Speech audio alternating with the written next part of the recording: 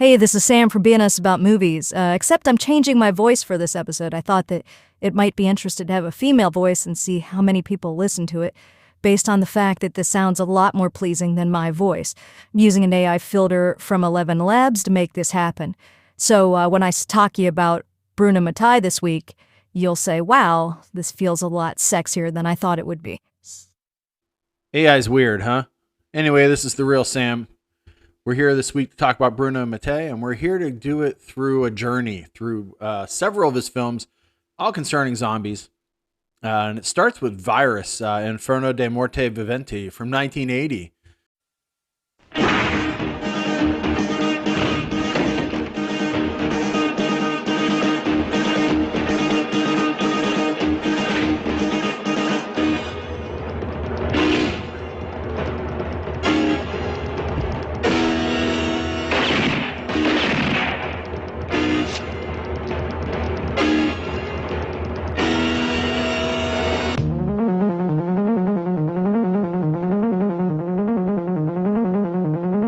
The whole village is contaminated. There have been many deaths. Now they're celebrating the funerals. Bodies have to be cremated. Wish to God I knew what's happening here. I insist that the most serious situation we have to deal with is cremating the bodies. Cut it out! Stop wasting your damn bullets, you jerks! You need to hit their heads! I told you! See? Like this! Get away! Beat it! Clear out!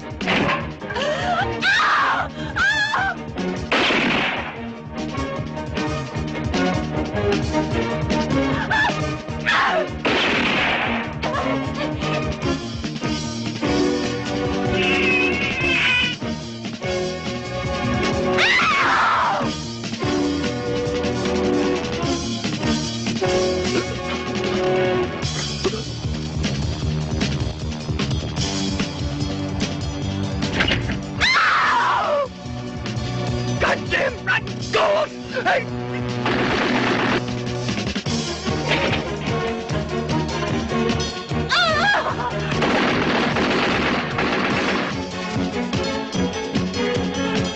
Look out!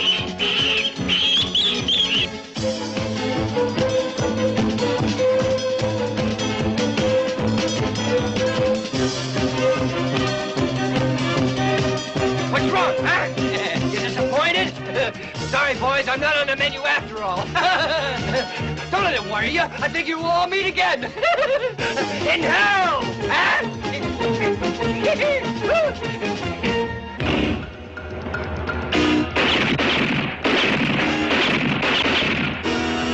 Hurry up, get going. Here they come. On with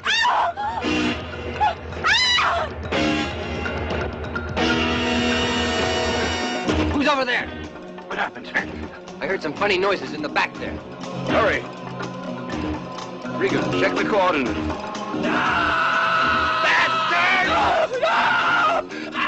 Experimental project Operation Sweet Death must be considered a complete failure.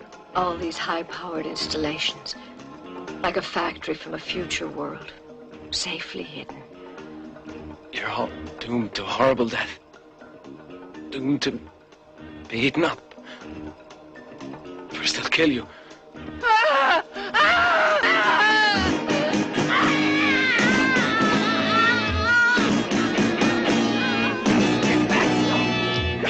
You won't get me! Get off me! No! No! No!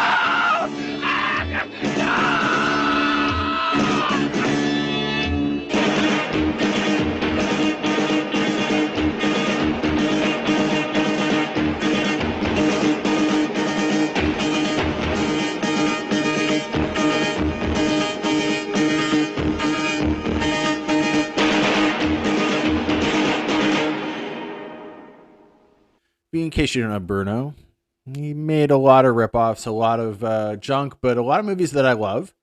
He got hired to make the first one, Virus, being asked by Spanish producers to make something kind of like Zombie, aka Dawn of the Dead, but make it happier, if that was possible. He made this under his name, Vincent Dawn, which the producers requested him to use. And two scripts were written by Claudio Fragasso and Rosella Drudi, who would go on, obviously, to make Troll 2. with the one being picked not being the script that Bruno preferred. When asked in Gore Zone, Fragasso said this movie was, quote, designed with lots of love, but in the end it came out a test tube baby, a kind of abortion.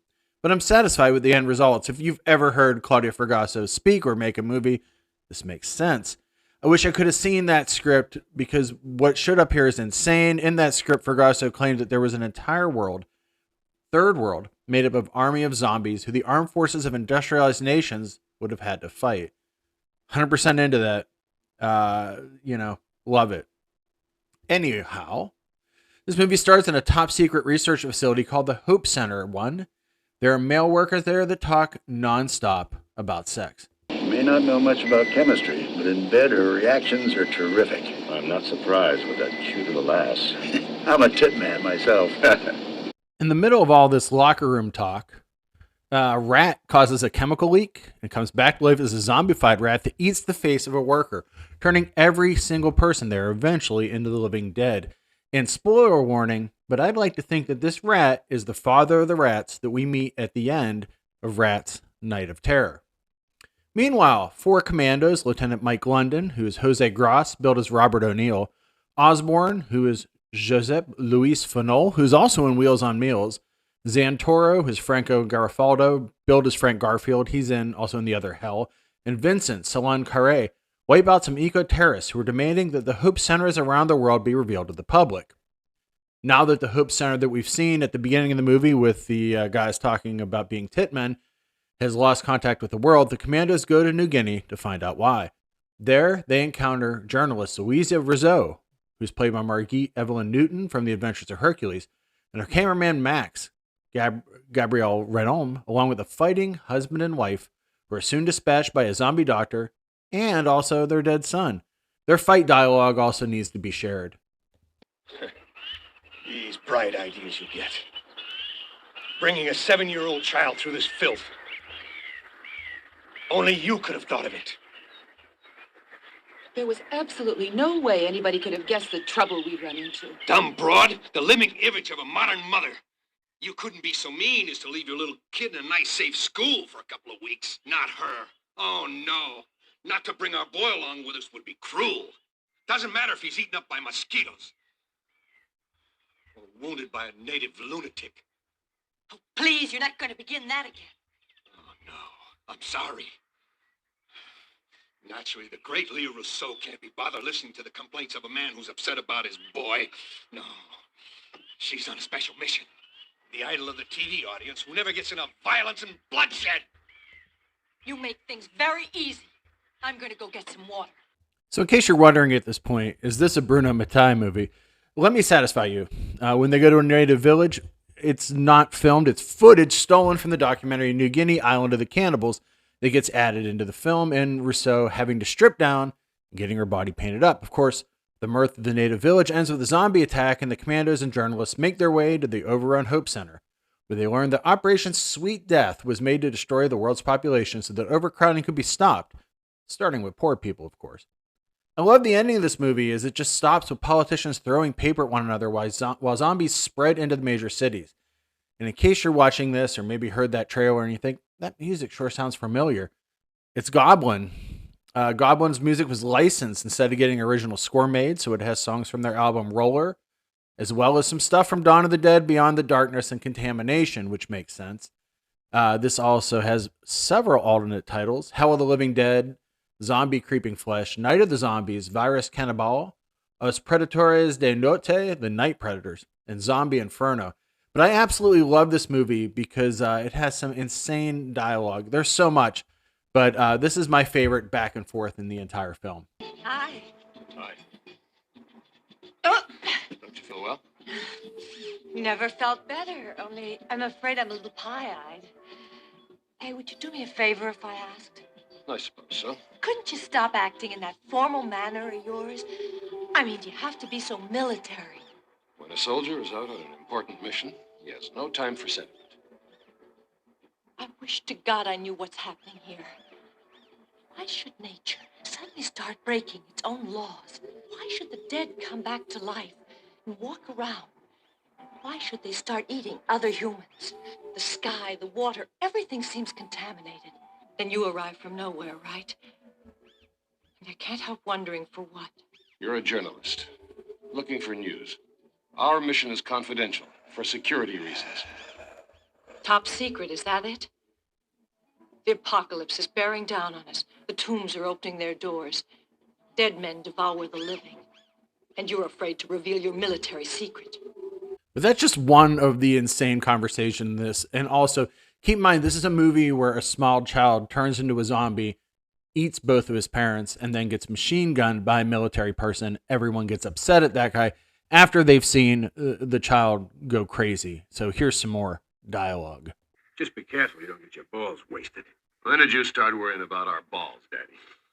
My favorite back and forth in this is between Vincent and Lieutenant Mike, when Vincent says, "Patience is the chief virtue for those who have faith."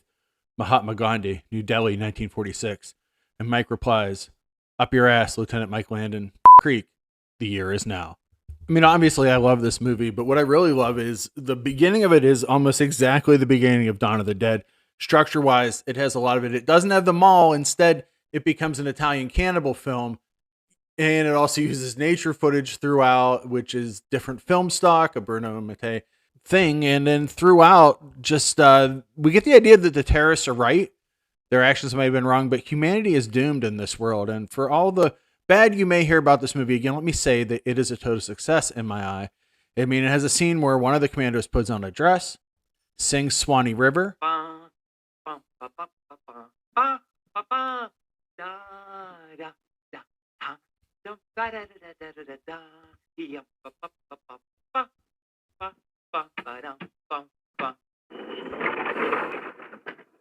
And then proceeds to find a grandmother that has a zombie inside her stomach, a zombie cat, no less, that comes busting out. And then an entire room full of zombies attacks the men, and the men react like this. Oh, no. My God.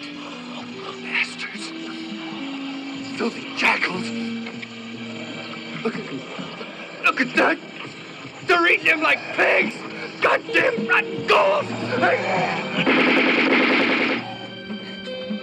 There's something for everyone, something for every member of the family in this movie. It's got even an ending, spoiler warning if you made it this far, everybody dies, including the lead heroine whose eyes are pushed out of her head while her love interest watches. What a wild journey that Bruno takes us on. This is not the only zombie movie that Bruno made.